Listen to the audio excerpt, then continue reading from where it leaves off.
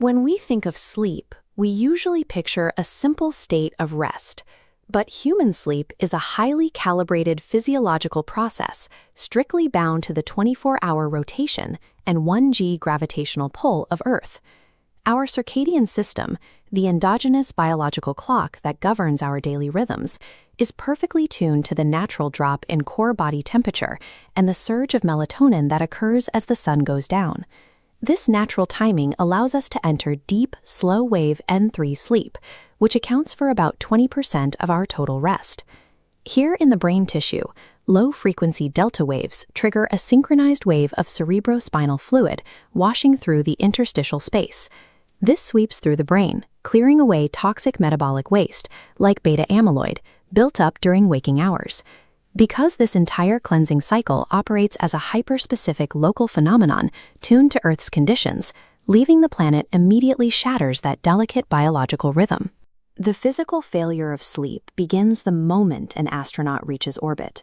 Without a gravity vector, the body loses the hydrostatic pressure gradient that normally pulls fluids down toward the lower extremities. Instantly, up to 2 liters of plasma shift headward. This sudden fluid migration induces swelling in the upper airway, raises the diaphragm, and forces a change in the body's resting respiratory rate. The microgravity environment also introduces a severe asphyxiation hazard. Without thermal convection to circulate air, exhaled carbon dioxide simply pools in place, forming a deadly, stagnant pocket directly over a sleeping astronaut's face. To prevent hypercapnia, ISS sleep quarters use dual axial fans, blasting high-velocity air across the sleeper to break up the cloud. But this engineering has side effects. Persistent mechanical noise and environmental stress aboard the station limit astronauts to just 6 hours of sleep per night, forcing space programs to rely on pharmaceuticals to manage the chronic sleep deficit. While roaring fans keep crews breathing during orbital transit, attempting to establish permanent sleep habitats on the surfaces of other planets requires engineering on a massive, almost science fiction scale. Mars presents an environment that looks deceptively familiar, but it contains a critical flaw for human biology. A single Martian day, or sol, lasts 24.65 hours. That extra 39 minutes creates a continuous daily phase delay. If unmanaged, this slip forces the body into a permanent, compounding state of jet lag that severely fragments sleep and degrades cognitive function. This spectrum graph maps out the active photic countermeasure required on Mars. Habitats must expose crews to intense, targeted blue light at this exact 468 nanometer wavelength.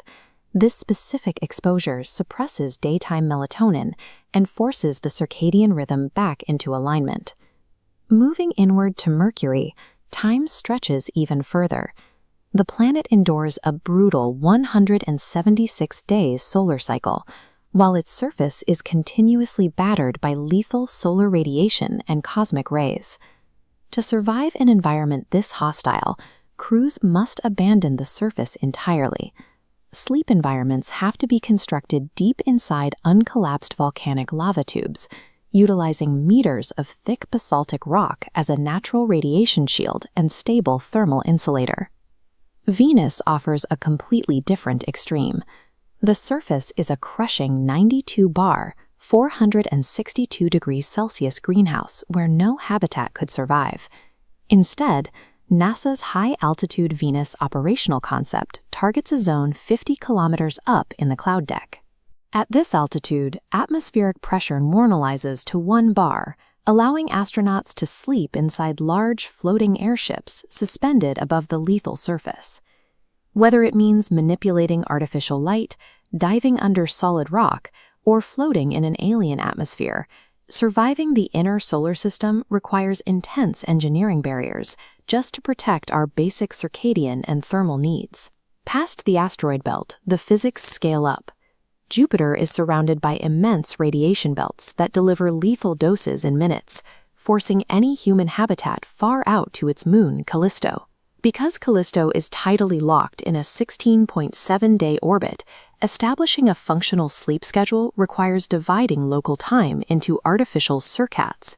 Crews would operate on a 21.16-hour cycle to synchronize their sleep across the Jovian system.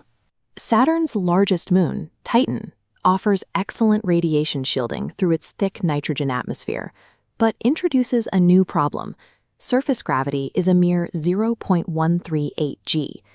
Sleeping in gravity that low over long periods guarantees a devastating loss of bone density, severe muscle mass decay, and long-term immune system deconditioning.